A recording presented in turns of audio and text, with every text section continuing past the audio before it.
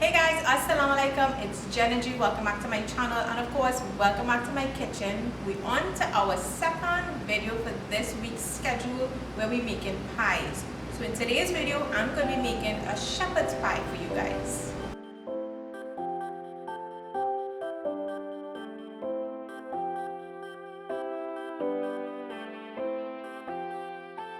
So what exactly is it about shepherd's pie that so many people enjoy? Well, I can tell you for sure, it's definitely comfort food. It's basically potatoes with seasoned up meat. But how it's done, it's layered. So shepherd's pie really consists of a layer of mashed potato, then you have your minced meat, sometimes your mashed potato again, but it's really the layers of the potato and the minced meat, whichever order you want, totally up to you. So let's jump into my version of a shepherd's pie. Let's see how it is that I make mine. So for my version of shepherd's pie, these are the ingredients that I'm going to be using. So of course there's the potato layer and then there's the meat layer. So for the potato layer, I have my regular potatoes here. Got my grated cheddar cheese, but you can use any cheese that you like. I'm using some butter, unsalted butter or margarine, whichever you have. Just be mindful of the salt because this complete seasoning has salt in it already, and also the cheddar cheese can add some saltiness to your dish, so you want to taste and adjust accordingly. We also need an egg. Well, I'm using an egg. You can eliminate the egg. Some evaporated milk. So that's for the potato layer. And then for the meat layer, I'm using chicken. You can use minced beef. It's usually done with minced beef, but I'm trying to stay away from the beef, so I'm using minced chicken. I have some onion, garlic, pimento. You can add in some hot peppers if you like, but I'm using the cayenne pepper here. Tomato paste. I'm adding some green peas, but you could eliminate it. You can add any vegetables that you like. Husband likes the green peas, so I'm adding the green peas. I'm going to be using some of the complete seasoning in it as well. Some chopped up size here and some green seasoning.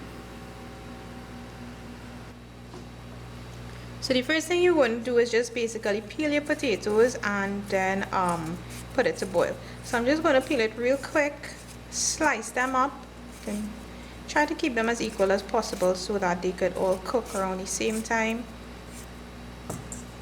So I'm peeling it fast, but usually when you're working with potatoes and you're peeling them, you want to put them in some water so that they don't start to turn color.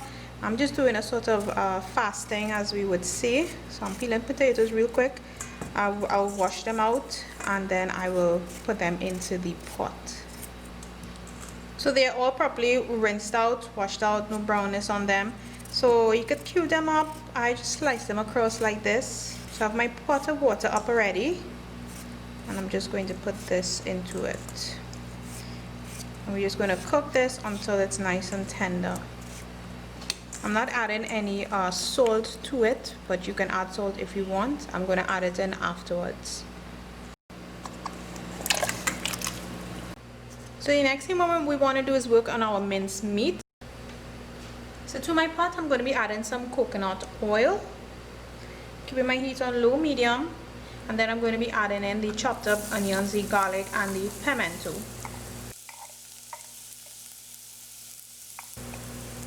I'm going to cook that around just about a minute or so.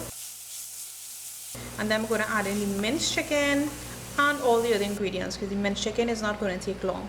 So after the minced chicken, we're going to add in the green peas, the cayenne pepper, complete seasoning, tomato paste goes in there as well, and some of the chopped up side. We're just going to cook that until the minced chicken is nicely cooked through.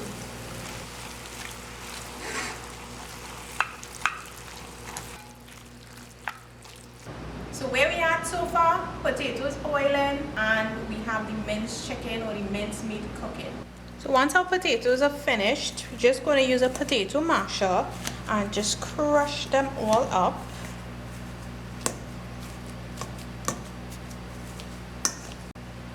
So I'm just going to set this aside, and in another bowl I'm going to add my egg, my milk, cheese goes in as well, my complete seasoning, my butter goes in there as well. Just going to mix this up. could whisk it all together. And I'm going to add the mixture to my potatoes.